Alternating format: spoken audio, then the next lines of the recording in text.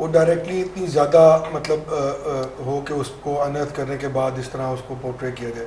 इन्होंने भी एक साहब का नाम लिया जो प्रिंसिपल सेक्रेटरी हैं वज़ीर आला साहब के, तो मैं ये इनको अर्ज़ कर दूँ कि कोई भी ऐसी सीरियस चीज़ जो जाती है to the chief minister for his eyes only, उसमें प्रिंसिपल सेक्रेटरी साहब इन्वॉल्व ही नहीं होते, उनका कोई ताल्लुक नहीं है इससे कि वो उसमें इंटरवीन करें। और नंबर 2, मैं बिल्कुल एग्री करता हूँ फायजा बहन से कि अगर इस तरह का वाक़या हुआ है जो कि एजेंसीज कह रही हुआ है, तो उसकी इन्वेस्टिगेशन कंप्लीट होने तक किसी किस्म के नतीजे पर पहुंचना, ये तो भी शुरुआत है ना जी, बाकायदा इसका नतीजा निकलेगा, बाकायदा पता लगेगा, बाकायदा इन्वेस्टिगेशन होगी, तमाम लोगों को पूछा जाएगा, प्रोविंशियल लेवल पे भी और फेडरल लेवल पे भी प्रोग्राम हो रहा है कि वो इसको भी इन्वेस्टिगेट करें। तो जो इन्वेस्टिगेशन होगी, जो भी रिजल्ट होगा वो सामने आ जाएगा। और वैसे भी ये मेरे ख्याल में मैटर जो है अनदर डे और सो सब जुडिस हो जाएगा, क्योंकि कोर्ट कॉग्निजेंस लेगा और कोर्ट को कॉग्निजेंस लेनी चाहिए, और ना हमारी इन्वेस्टिगेशन पे रहें ना अपनी फेडरल गवर्नमेंट की इन्वेस्टिगेशन बनाएं, क्योंकि एक मिसट्रस्ट सा है between the provincial government and the federal government.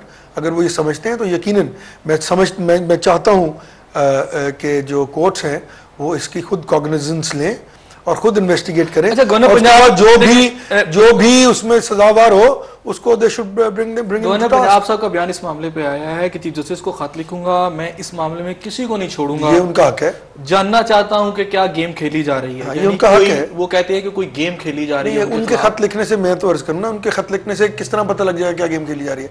ये सब कुछ तब अनर्थ पता लगेगा।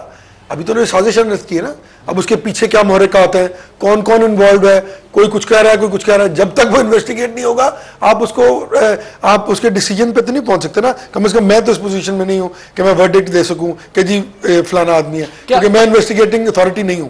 पीपल्स पार्टी के हल्के ये बात कर रहे हैं कि आपने गवर्नर पंजाब को बैकफुट करने के लिए ये सारी चीजें तैयार की गई हैं, जिसकी वजह से गवर्नर पंजाब को ये कहना पड़ा कि जनाब मैं वज़ीर आला के खत में मुझ पर जाती इल्जामात लगाए गए हैं, जो वज़ीर आला ने तो पहले की बात है और वो बड़ी पुरानी बात है। आज की बात करें ना आप, जी आज की बात करें तो मैं इसका जवाब दूंगा या पहले की बात करेंगे? वो पहले खत के बारे में भी उसको जो उनका जो जवाब था, उन्होंने कहा जी मैंने उस खत को भी रद्दी की टोकरी में फेंक दिया था, और अभी भी उसमें वो कह रहे हैं कि जनाब मेरे पे जो इल्जामात लगाए जा रहे हैं क्यों कर रहे हैं? अर्ज ये है कि वो पहला खत जो था वो उन्होंने लिखा था, जिसके जवाब में हमने उनको एक जवाब लिखा था, और वो तमाम प्रॉब्लम्स जो उनकी तरफ से क्रिएट की जा रही थी, हिंड्रेंसेस जो आ रही थी in the working of the government, उनको हमने स्पेसिफाई किया था कि आप उसमें जो है वो अकॉर्डिंग टू लॉ जो है वो आप नहीं कर रहे, ये प्रॉब्लम्स हैं, वो हमने वापस दे। उन्होंने फाड़ के फेंक दिया, हो सकता है हमने भी उनका खत फाड़ के फेंक दिया हो, तो ये इशू नहीं है।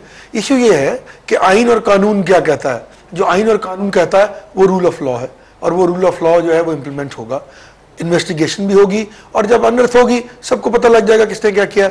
जो भी whoever would be held responsible will be put to task, simple। अच्छा डॉक्टर सामिया, मैं आपकी तरफ आता हूँ, ये बताएं कि एक अमेरिकी सफारतकार, जब इनकलाब की बातें की गई उससे कुछ दिन कबल वो जो एमकेएम के सरबराह अल्ताफ हुसैन साहब से मिले, चंद दिन पहले वो आपकी जो पार्टी के सरबराह हैं परवेज़ इलाही साहब, जो मैं साबिक सीएम साहब हैं, उनसे भी उन्होंने मुलाकात की।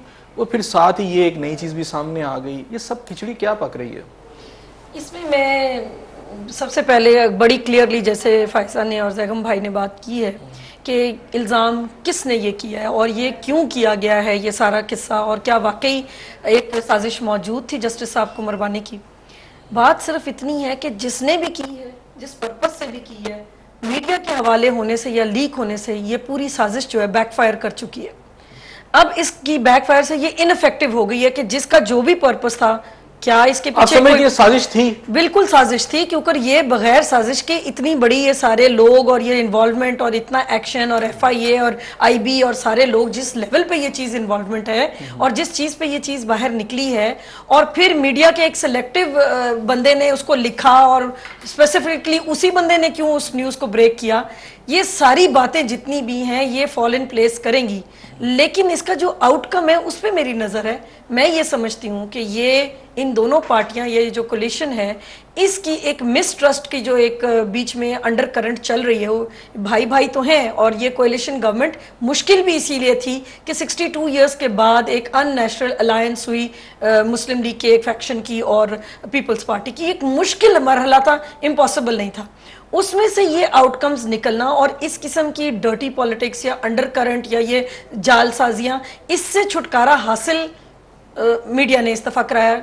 ये क्राउन जाएगा दोबारा मीडिया को कि इस पूरी साजिश को अनअर्थ करने के बाद बात सिर्फ ये हुई है कि ये सारे का सारा ठुस हो गया, मामला बैकफायर कर गया और इसकी कोई इफेक्टिविटी नहीं है। जस्टिस साहब की भी जान बच गई और दोनों पार्टीज बैकफुट पे हैं, एक नहीं दोनों बैकफुट पे होके डिफेंसिव पे आके अगेन नवाज शरीफ को इस्तेमाल करेंगी कि ये अगेन ये फेडरल लेवल पे ये कवर हो जाए और अगेन ये एक डाई डाउन हो जाए। अनफॉर्चुनेट बात ये है। डॉक्टर साहब मैं यहाँ पे एक जो ब्रेक ले लूँ छोटा सा। नाज़रीन वक्त हुआ एक छोटे से ब्रेक का, हमारी बातों का सिलसिला जारी है। डॉक्टर सामिया का कहना है कि साजिश तो जरूर हुई है। हम ब्रेक के बाद इनके पास दोबारा आएंगे और जानेंगे कि वो साजिश जो है उसमें बेसिकली क्या पाकिस्तान पीपल्स पार्टी मुलव्वस है या फिर नून लीग के भी कुछ एलिमेंट्स जो हैं इसमें उनकी भी इन्वॉल्वमेंट है।